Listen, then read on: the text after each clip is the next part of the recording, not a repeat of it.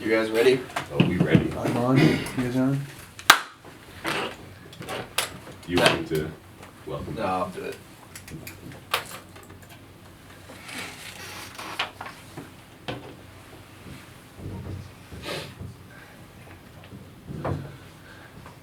Hello, and welcome back to Seattle Real Estate Radio here on KKOL 1300 AM.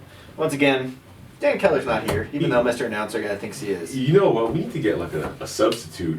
Yeah, we do. For when I'm here. Yeah. Yeah. You're here enough apparently, because Dan needs root canals all the time. Oh, good point.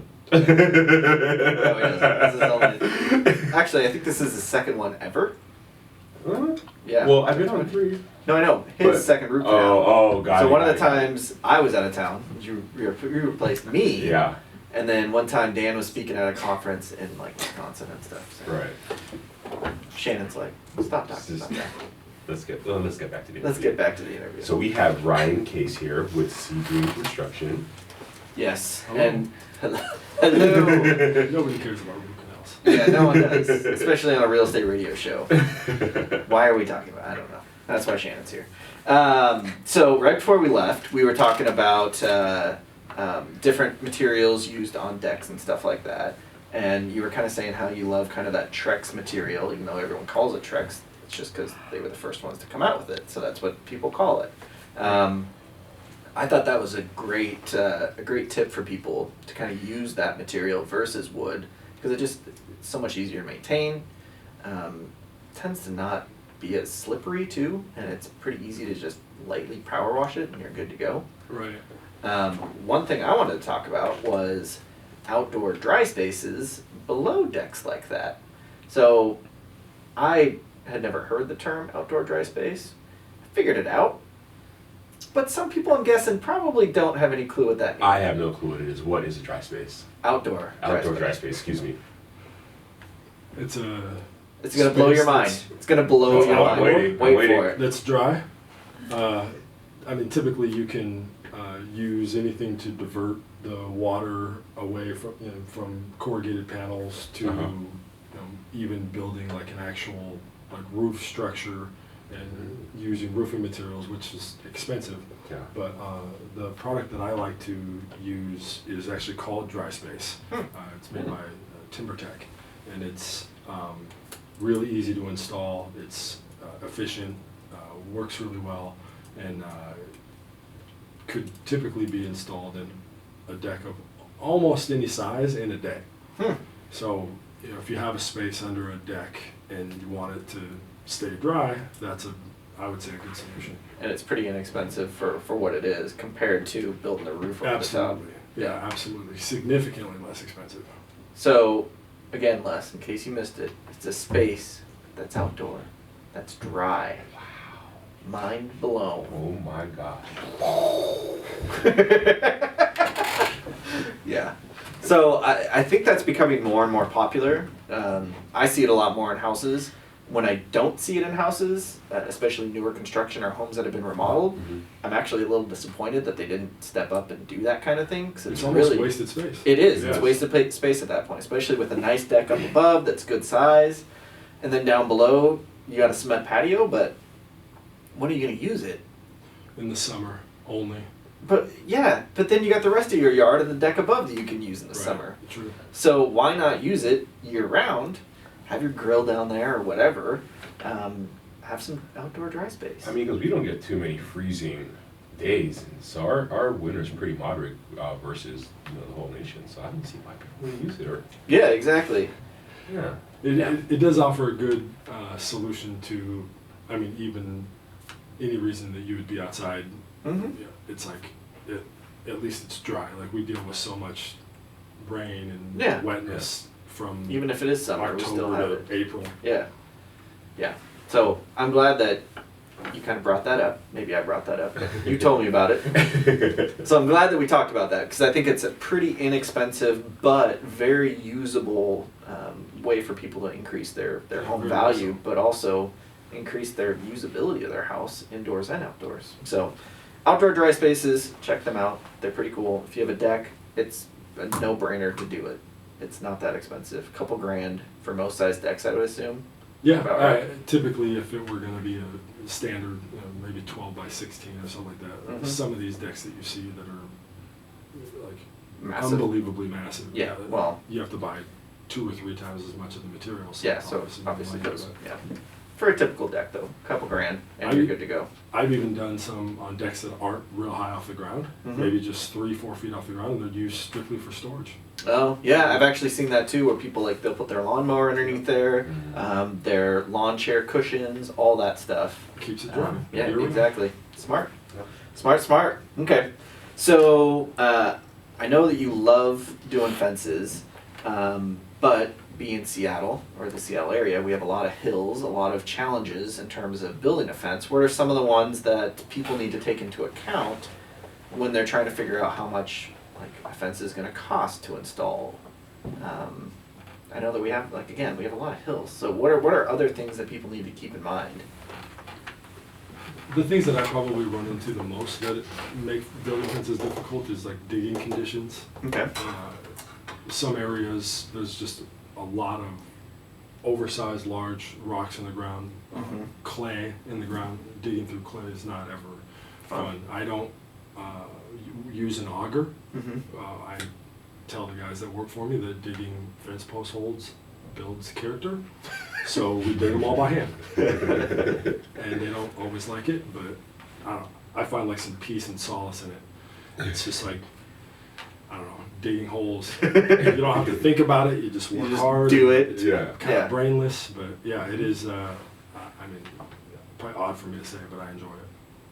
And that's why you make your other guys do it, because Oh, you enjoy it, therefore they have to do it. I will regularly dig more holes in a fence than Anyone else? everybody else will combined. Yeah, I just, it's fun. All right. Well, there you That might go. be a weird take on it, but Hey. Whatever floats your boat, man. some of the steeper hillsides can be difficult to navigate. Okay. Yeah. Rock walls, like Mhm. wanting the fence to extend over a rock wall or retaining Ooh, wall yeah. from one height to the next can pose some problems. Running into maybe, what else is the worst about fencing? Oh, fence lines that aren't in a straight line. Maybe something angles out and then angles back another way Mhm. on a kind of an odd property line.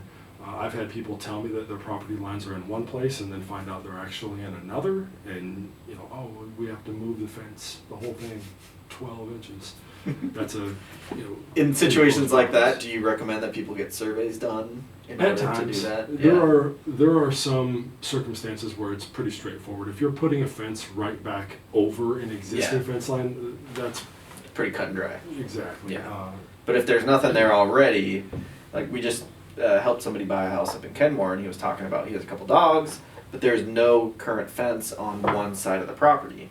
So we can only assume where the property line is, and I was like, look, you're gonna probably wanna talk to your neighbor, pay for a survey to be done, and make sure that you have the line correct, cause you don't wanna have to remove Right. Right. a fence line that you've already installed. A lot of times you can find property line markers Mhm. in the street where they will put pins in the sidewalk when they're building places, so that can help. Yeah, in that's the a good front. tip. Yeah. And then in the back, usually if there's not a stake or something back there, where they end the fence line Mhm, across for the back, neighbor or that would- something. Yeah, that would Yeah. usually be Pretty clear good indicator. back. Yeah. So, at times finding the property line can be difficult, but it's probably not one of the bigger things that we run into that's problematic. Tell me about permits. Are permits needed when building fences? At times, if you want to block your neighbor out completely and you want to have a fence taller than 6 feet, then you'll need a permit to do that. If you are just wanting to have a 6-foot tall solid fence Mhm. that runs along your property line, you don't need a permit for that. In the Cool. front yard, they want you to have a fence that's 4 feet tall. It's more Mhm. neighborly. Mhm. So if staying away from real tall, like your box in, Yeah. if you want to go higher than that in the front, you have to have a permit as well. Mm-hmm.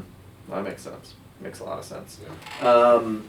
We just also helped another client buy a new construction house in Greenwood, and it was a beautiful, big, beautiful house. the driveway and the garage access was off the alley. And the alley was kind of shady. Not in terms of like actual shade, but the location. And they wanted to install an automatic gate. So is that something that you guys have experience with and enjoy doing? Yeah, absolutely. Automated gates are, the prices come down so much from what they were, 10, 15 years ago. I did not know that. I mean, you can get an automated gate system fabricated and installed for, less than 10 grand now. Wow. Where, 15, 20 years ago, it was 2, maybe 3 times that. Wow. That's awesome. Yeah, it's just, this stuff is so much more readily available. There's so many companies that are building the actuators and operators that you can get something that's a commercial grade, fairly low cost. I saw one of a video actually of one of the projects that you had done, and it was like crazy, like sloped down angle. That was impressive. Yeah. Thank you. Yeah, it was like on a back alley, like I was just describing as well, but it was like on a hill as well going down. I was like, that's insane. How'd they do that? In North Seattle, right off of Aurora, it was a lot of planning and engineering went into it, but that was what they wanted, and they wanted to stay away from anything rolling on the ground. And so we built a cantilever gate system that required the security posts, the posts that hold the gate in place. We put about 2,200 pounds of concrete in Holy the ground cow. to offset, and we had to order a aluminum gate because it needed to be lighter weight in order for the operator to pull it back up like that. Yeah. But I would say, along with the custom ladder that I built, that project was one of my favorite things to do. That was Just 'cause impressive. It turned out so well. It was pretty cool. The customers were fantastic. We loved working over there. Yeah. All right. Well, I gotta play a little snippet of your commercial real quick, so hold tight. Listen to this.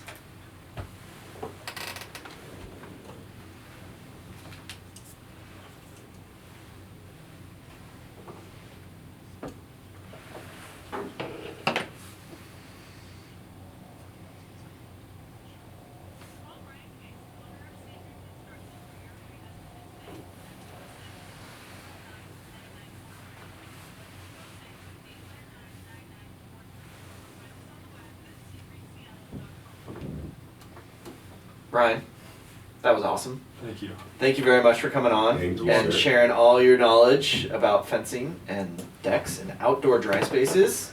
Woo! So mind blown. I appreciate the offer. I enjoyed myself very much. Well, good. We had a lot of fun having you on. Thank you very much. If anyone has any questions, you can always call Sea Green Construction either at 206. Oops.